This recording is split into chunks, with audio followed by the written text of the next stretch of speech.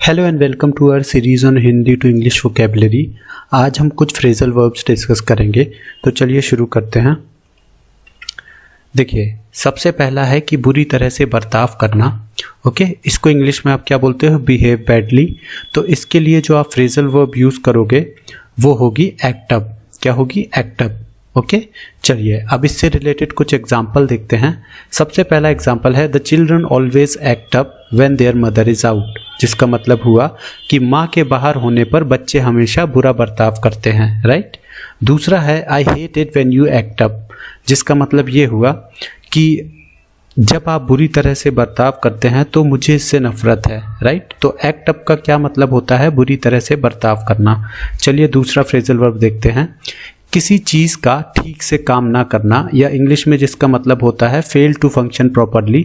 तो इसके लिए भी आप जो फ्रेजल वर्ब यूज़ करोगे वो होती है एक्ट अप। राइट। इसके लिए भी जो फ्रेजल वर्ब आप यूज़ करोगे वो होती है एक्ट अप। चलिए अब इससे रिलेटेड एग्जाम्पल देखते हैं।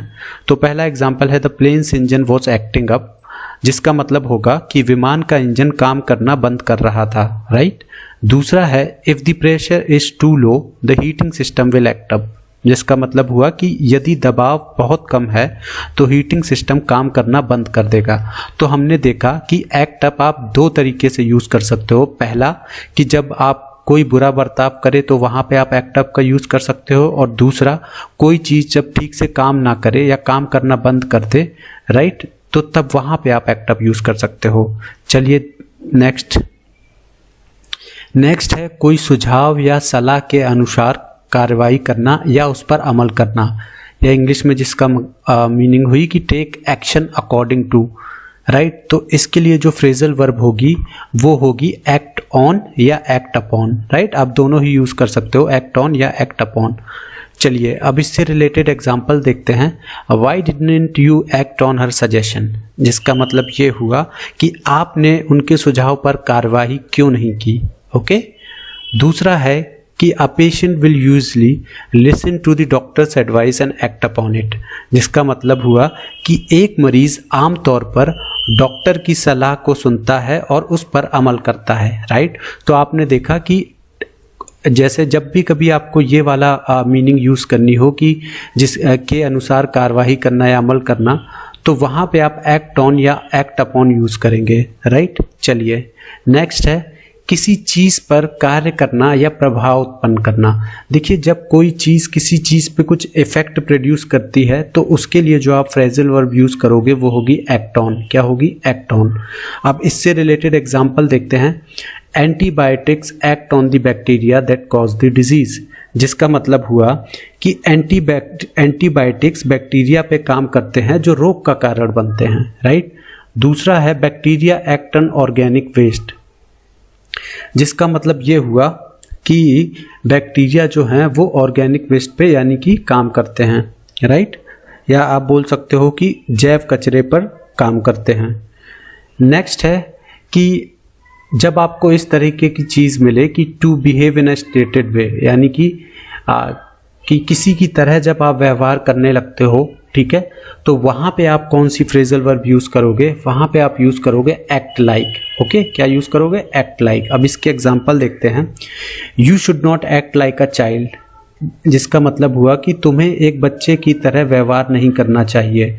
दूसरा, if you act like a victim you are likely to be treated as one, जिसका मतलब ये हुआ कि अगर तुम पीड़ित की तरह व्यवहार करोगे तो तुम्हें पीड़ित ही समझा जाएगा। ओके।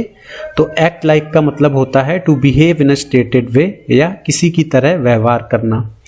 नेक्स्ट है include in a calculation, Hindi में जिसका मतलब होता है गणना या हिसाब में शामिल करना। तो इसके लिए जो फ्रेजल वर्ब होती है वो होती है एड ऑन। क्या होती है? Add on. किसी भी चीज़ को जब आपको कैलकुलेशन में इंक्लूड करना हो तो उसके लिए आप एड ऑन यूज़ करोगे। एग्जाम्पल देखिए, remember to add on the cost of a meal, ठीक है, जिसका मतलब ये हुआ कि भोजन की लागत में जोड़ना याद रखें। राइट। तो कोई चीज़ जब आपको जोड़नी हो किसी कैलकुलेशन में तो उसके लिए एड ऑन आप यूज़ करोगे। उसके बाद दूसरा है many loan applications form automatically add on insurance, जिसका मतलब ये हुआ कि कई आप बोल सकते हो कि ऋण आवेदन फॉर्म स्वचालित रूप से बीमा पर जुड़ जाते हैं। ठीक है, देखिए यहाँ पे ऑटोमेटिकली की जो हिंदी होती है वो होती है स्वचालित। चलिए नेक्स्ट देखते हैं, गणितीय योग बनाने के लिए या जोड़ना, इसका मतलब है to make a mathematical total. Okay, तो इसके लिए जो आप फ्रेजल वर्ब यूज करोगे वो होगा एड अप। क्या होगी? Add up, right. चलिए इससे रिलेटेड एग्जांपल देखते हैं।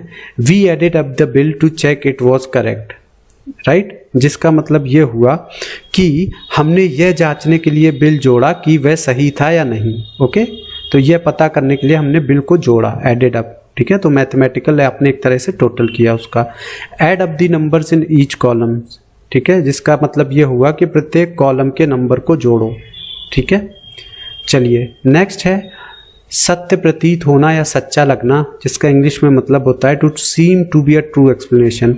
कोई चीज जब आपको सच दिखती है या आप बोल सकते हो कि सच लगती है, ठीक है, तो उसके लिए आप जो यूज करोगे, क्या यूज करोगे? Add up, right. कौन सा फ्रेजल वर्ब यूज करोगे? Add up. अब इसका सेंटेंस में यूसेज देखते हैं।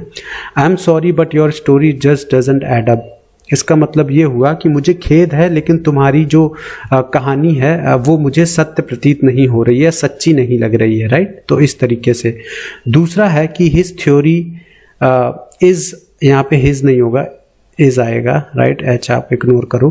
His theory is hard to believe but his research adds up. इसका मतलब ये हुआ कि उसके सिद्धांतों पर विश्वास करना मुश्किल है लेकिन उसकी शोध सत्य प्रतीत होती है या सच्ची लगती है, राइट। तो गाइज आज के वीडियो में बस इतनी ही फ्रेजल वर्ब। आई होप आपको वीडियो पसंद आया होगा।